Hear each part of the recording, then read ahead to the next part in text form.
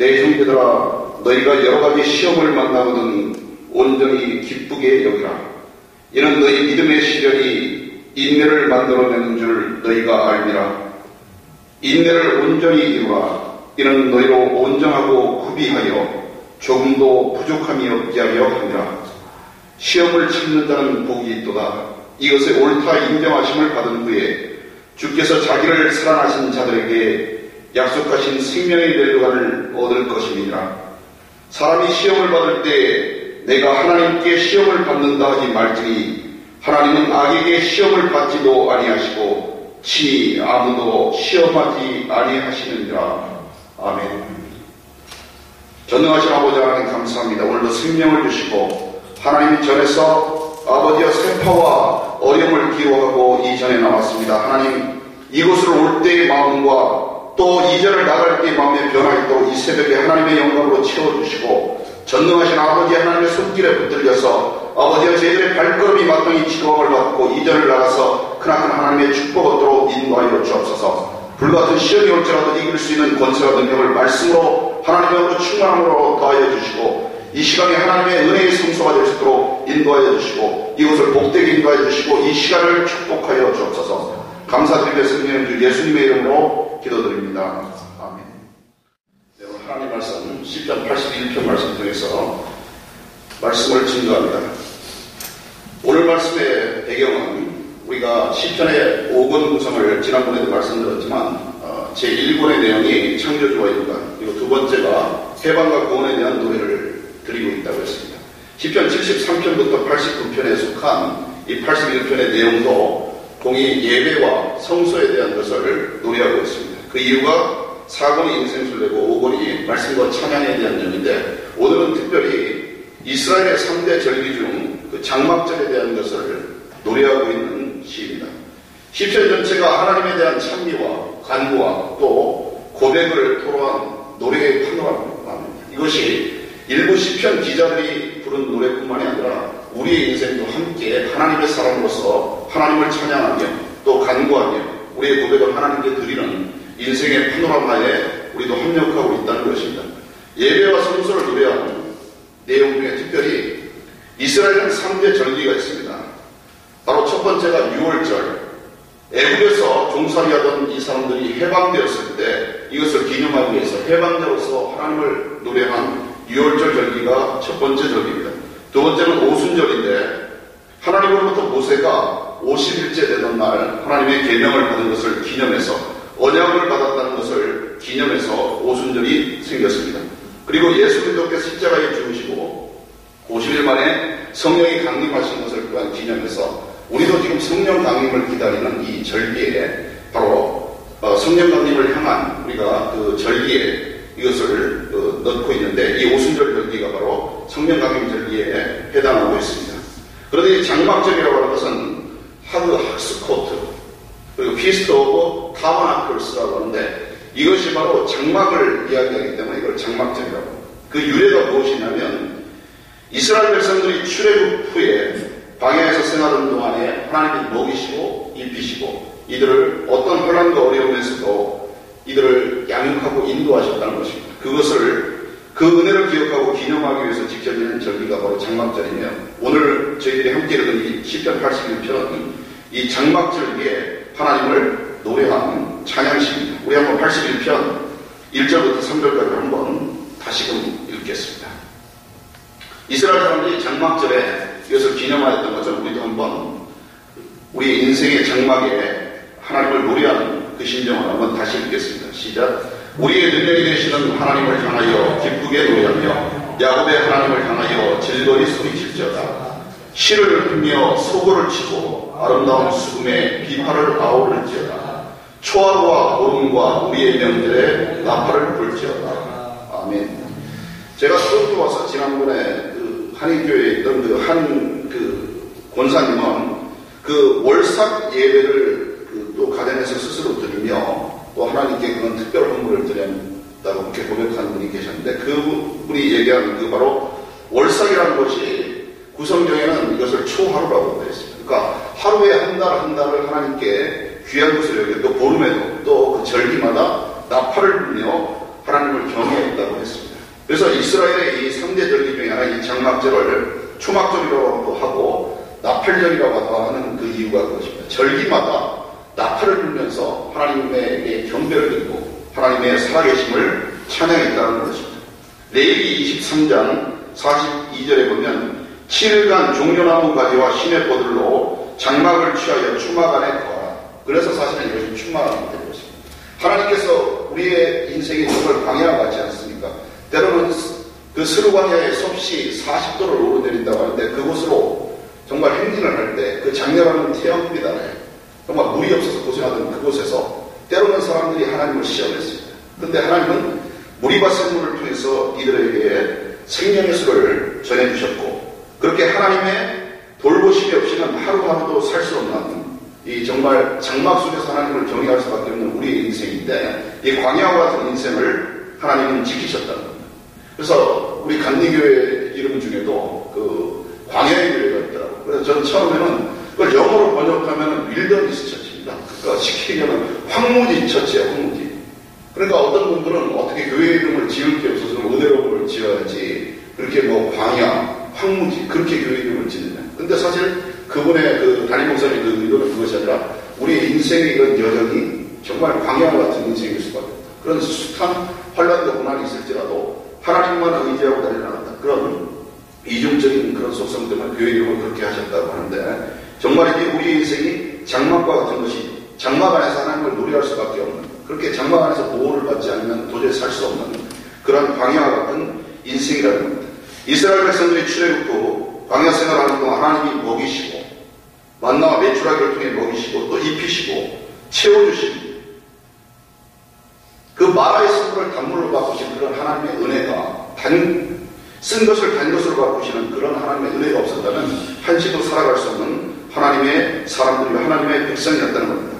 여호수아 시대 이후에 가장 성대한 규모로 거행되었던 그 때가 있었습니다. 이 장막절이라고 하는 것이 여러분들이 쉽게 얘기하면 요즘에 추수감사절입니다. 근데 때마다 시마다 인생에 가장 큰 고난이 있을 때 하나님은 그 장막절에 그 예배를 받으셨다는 걸 여러분들은 기억할 겁니다. 여러분 추수감사절의 유래를 알지만 그 숱한 기와 질병과 메이플라워를 타고 온 그 사람들 그 이주민들이 먹을 것이 없어서 정말 원주민들과 공유하면서 그들이 좀 그러한 그 옥수수 씨앗을 가지고 그 추수해가지고 첫 작물을 온전히 하나님께 드린 것이 추수감사절의 유래가 돼서 지금도 미국과 캐나다는 그 모든 그 절기를 그 거룩하게 지키고 있습니다. 그러나 사실은 그 유래를 알지 못하고 그 지키는 경우가 많은데 그 유래가 바로 이스라엘 사람들이 광야 생활 동안에 하나님께 철저히 의지해 살아갈 수 있는 인생인 것을 노래했던 것에 비롯되는 겁니다.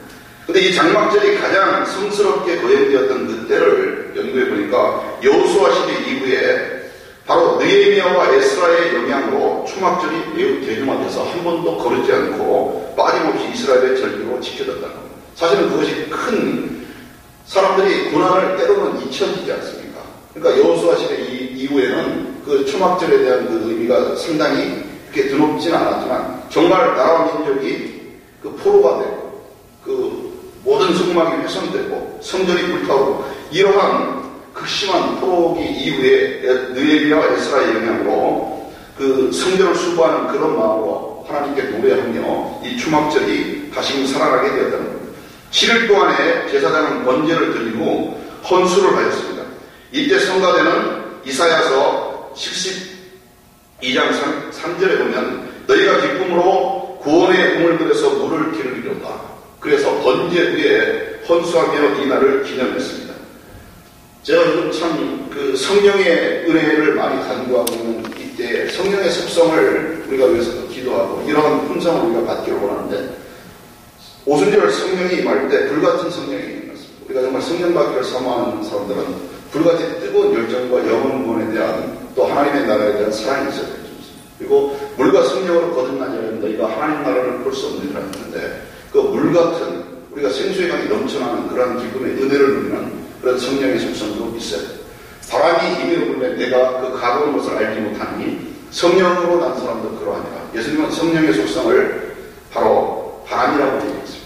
그러니까 바람같이 모든 곳에 임재하시는 하나님의 거룩한 은혜를 우리는 항상 찬미해야 되는 점입니다. 정말 불같이 물같이 바람같이 많은 하나님의 영을 우리가 받기를 기도해야 되는데, 그리고 또 온천하에 다니는 그 복음을 모든 흙으로 빚어진 인간들에게 전할 수 있습니다. 어떻게 보면 생명의 모든 구성 요소가 이 성령에 비유되어 있습니다.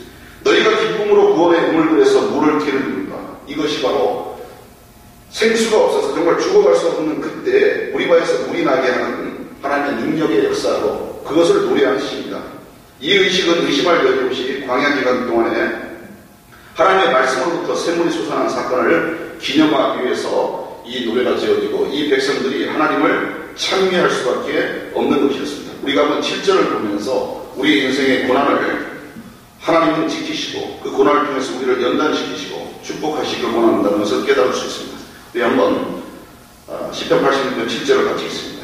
시작. 내가 고난 중에 부르짖음에 내가 너를 건졌고 우레소리의 은밀한 곳에서 내게 응답하며 모리와 물가에서 너를 시험하였도다. 셀라. 아멘. 오늘 제가 여러분들에게 드리고 싶은 말씀의 핵심은 사실은 시험입니다. 우리가 시험이 없는 사람은 없습니다. 불같은 시험을 누구라도 다 겪고 있습니다. 그러나 환난날에 부르짖으나 내가 내게 응답하겠고 내가 알지 못하는 크고 비밀한 역사를 내게 보이리라. 하나님이 약속하신 그 응답의 역사는 우리가 때로는 고난을 기쁨으로 여기고 그 고난을 통해서 하나님이 반드시 우리를 연단시켜 줄 것이라는 그 믿음의 확신을 가질 때 이 시험을 이겨낼 수 있습니다. 사람들은 하나님을 시험하지만 하나님은 사람을 시험치 않는다고 했습니다.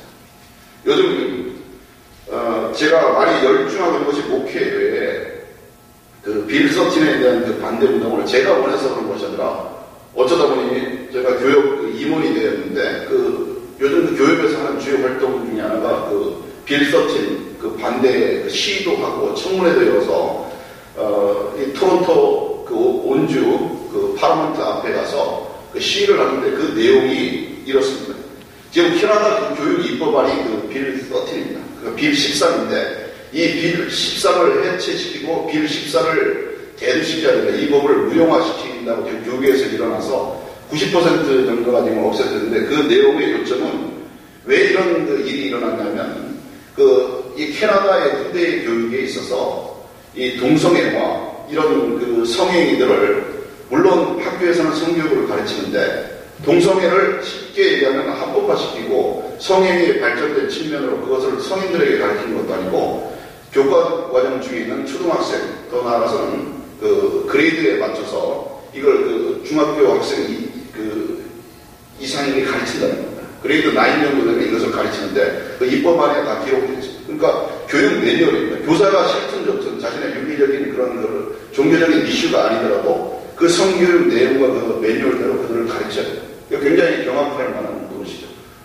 정말 우리가 복음의 선진국으로 미국과 캐나다에 이 한국 기독교는 많은 영향을 입었습니다. 그런데 지금 이런 성문제 그 일탈 때문에 그래서 사실 이런 것들을 주도면밀하게 하는 그 목회자들이 또 앞서서 그 학부모들이 더 열과 성의를 다해서 지금 해서 거의 입법안이 체결됐는데 그걸 또 문서화해서 이 법이 교육적으로 어떤 그 악영향을 미칠 것이다. 그런 걸 내가 하다 보니까 안 하던 일을 지금 하려니까 법안도 연구해야 되고 거기에 대한 걸 어차피 또 교계에서 엮여서 그런 것들 하고 있는데 이런 것들을 통해서 제가 놀라운 사실 하나 발견했는데 국회의사당 앞에서 이 법은 후대를 망치고 캐나다 정부는 이 법을 즉시 처리하라 이런 시위를 하는데 대부분 그 시위 날 갔더니 수백 명이 모여가지고 여기 웬간한 그 외신들이 다 그것을 보도했습니다. 그러니까 그 어떤 그 법적 영향력을 미칠 그런 찰나인데 그런데 극소수의 사람들이 저쪽에 앉아서 그 사람들이 뭐냐면 동성연애자들이거든요. 그것을 이렇게 거룩한 법을 그 제대로 처리하지 말고 이것을 퍼뜨려라. 그런 또 시위를 같이 하고 있었어요. 근데 그 사람들은 극소수였습니다. 근데 그 사람들이 들어놓은 그 피켓이 문제인데 그 피켓이 뭐라고 썼냐면 God loves us. 하나님이 우리를 사랑하신다. 그러니까 이 사람들의 파도는 우리가 동성이라 하든 그것이 중요한 것이 아니라 하나님이 우리마저도 사랑하신다. 근데 사실 제가 왜 이 말씀을 드리냐면 이것을 같이 추진하는 영광교회의 저랑 그 차로 같이 동행했던 장로님이 저에게 그 신학적인 질문을 하셨어요. 그게 뭐냐면 하나님이 저 사람들을 만든 것도 하나님이신데 저 사람들이 어떤 극소수의 사람들이지만 그 사람들은 다 나면서부터 동성애를 가지고 태어났지 교육적으로 배운 사람 저 사람들은 그렇게 하지 않으면 견딜 수가 없고 저렇게 기질이 생긴 사람들인데 도대체 하나님은 왜 저들을 시험하기 위해서 저들을 만드셨나? 정말 우리의 광야가 된 인생길에서 별일들이 다 있지 않습니까? 그런 물음을 던지는 걸 보았습니다. 사실 제가 이 말씀을 준비하면서 오늘 하나님은 우리의 어떤 현상학적인 상황들 그리고 우리의 삶에 대해서 시험하지 않는다는 것을 깨달았습니다.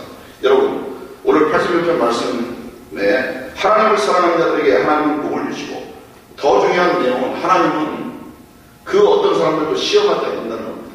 다시 말해서 우리 인간들이 하나님을 시험하고 그러한 인생을 살고 있다는 것입니다. 여러분 야고보서 1장을 잠시 보시기를 부탁드립니다. 야고보서 1장 말씀을 한번 보시면서 오늘 시편 기자의 물음에 대한 해답을 얻도록 하겠습니다. 야고보서 1장 제가 가진 성경으로 신약 성경 371면에 있습니다. 371면 12절과 13절 말씀을 우리가 그럼 같이 읽겠습니다. 야고보서 1장 12절과 13절 말씀 같이 있습니다. 시작. 시험을 참는다는 복이 있도다. 이것에 옳다 인정하심을 받은 후에 주께서 자기를 사랑하는 자들에게 약속하신 생명의 멸류관을 얻을 것입니다. 사람이 시험을 받을 때 내가 하나님께 시험을 받는다 하지 말지 하나님은 악에게 시험을 받지도 아니하시고 친히 아무도 시험하지 아니하시느니라. 오늘 시편 말씀과 함께 제가 왜 그런 사람을 창조하신다는 그 장로님의 질문에 제가 답변이 사실은 이겁니다. 인생의 시험에 대해서 성경에 있는 야고보서 기자는 모든 사람에게 시험이 있는데 시험에는 두 가지 정도가 있다고 얘기를 하고 있습니다. 12절에 보면 시험을 참는다는 복이 있도다. 이 시험을 참을 때는 크나큰 하나님의 복이 있다고 했습니다. 때로는 불같은 시험 속에서 그것을 연단해서 이겨냈던 경우에 사랑하는 자들에게 약속하신 생명의 멸류관을 주신다. 이 시험은 바로 하나님 주신 축복의 선물. 하나님은 아브라함을 시험하셨는데 그것이 아브라함을 망하게 하려는 시험이 아니라 그 시험을 통행한 그 아브라함은 믿음의 조상이라는 큰 축복을 받았습니다. 하나님은 그를 축복하기 위해서 그를 연단시키기 위해서 시험을 하셨습니다. 욥의 고난도 마찬가지입니다. 욥의 고난에 대한 이야기도 드렸지만 바로 시험을 참는다는 복이 있다가 이 시험은 하나님이 주시는 테스트입니다. 시험을 치는 교사 선생님이 학생을 망하게 하려고 테스트를 주는 경우가 없습니다. 그 시험이 바로 트라이얼이라고 하고 테스트라보다는 하나님의 시험입니다. 그런데 13절에 보면 그 장로님의 물음에 대한 또 그 빌서틴 법안에 대한 그 답변이 될 수도 있을 텐데 사람이 시험을 받을 때 내가 하나님께 시험을 받는다 하지 말지니 하나님은 악에게 시험을 받지도 아니하시고 신이 아무도 시험하지 아니하십니다. 여러분 이 시험은 바로 템프테이션입니다. 이 시험을 그 원어로는 그 템프테이션 그러니까 앞선 시험과 이 시험이 똑같이 성경으로 시험으로 나와서 우리가 헷갈릴 수가 있지만 하나님은 선한 시험 그 시험이라고 하면 이미 시험이 아닌 단련을 위한 그 연단을 주신다는 거예요. 그런데 악한 그 사탄은 바로 우리를 넘어뜨리고 하나님으로부터 멀리하고 이 세상을 피폐케 하기 위해서 그런 시험을 주는 거예요. 그 시험이 바로 악한 시험. 그것을 다른 말로 그 시험을 유혹이라고 합니다. 그런데 하나님은 결코 누구를 유혹하시고 악하게 그런 시험을 주신 적이 없습니다. 그래야 우리가 시험을 받을 때 그 시험이 그 악한 시험이 하늘로부터 왔다라고 생각을 하지 않습니다. 왜냐하면 하나님의 선하심과 함께 이 사탄의 악한 세력이 있기 때문에 우리가 늘 믿고 나가야 될 것은 절대적인 하나님의 능력을 우리가 찬양하고 달려나가지만 호시탐탐 우리를 넘어뜨리라는 또 하나님으로부터 멀어지게 하려는 그 악한 사탄의 계획이 있다는 것을 늘 우리가 붙잡고 달려나갑니다. 여러분 시험을 이기고 불같은 시험에서 승리해서 하나님 주신 모든 시험에 합격하여 승리를 누리는 여러분 되시길 진심으로 축원합니다. 이럴 때 그 시대는 영원히 계속되리라고 했습니다. 우리 시편 81편 마지막 두 절을 읽고 오늘의 기도 제목으로 삼겠습니다. 다 같이 읽습니다. 시작. 여호와를 미워하는 자는 그에게 복종하는 치 할지라도 그들의 시대는 영원히 계속되리라. 또 내가 기름진 일을 그들에게 먹이며 반석에서 나오는 꿀로 너를 만족하게 하리라 하셨도다. 하나님을 미워하는 자와 하나님을 경외하는 자의 세계입니다. 하나님을 사랑하는 자는 하나님을 경외하며 하나님께 의지하지만 그 하나님의 주신 시험을 달게 받고 그 시험을 이기고 악한 시험을 멸할 능력이 있지만 여호와를 미워하는 자는 그에게 복종하는 자 하더라도 그들의 시대는 영원히 시험을 받고 그 악한 시험에 굴복하고 하나님을 멀리합니다. 여러분 하나님을 사랑하는 자의 편에 서는 여러분 되길 바랍니다. 그럴 때 꿀로 우리를 만족하는 젖과 꿀이 흐르는 하나님의 능력이 있음을 축원합니다. 그리고 기름진 밀에게 기름진 밀이라고 하는 건 먹을 음식이 아니라는 겁니다. 그러할 때 그들에게 먹고요. 요즘 그 식품 영양학자가 밀에 대해서 분석을 하는데 우리가 밀가루를 좋아하지만 사실 밀가루가 좋지 않은 음식이라는 것이 그 성경에 그렇게 기록되는지 저도 놀랐어요. 더구나 그 기름진 밀을 먹이게 되는 그런 역사가 일어난다는 겁니다. 여러분, 우리 한번 하나님 안에서 축복받은 인생 되시기를 간절히 바라며 주님 안에서 승리하는 우리 인생 되시기를 바랍니다. 기도하겠습니다.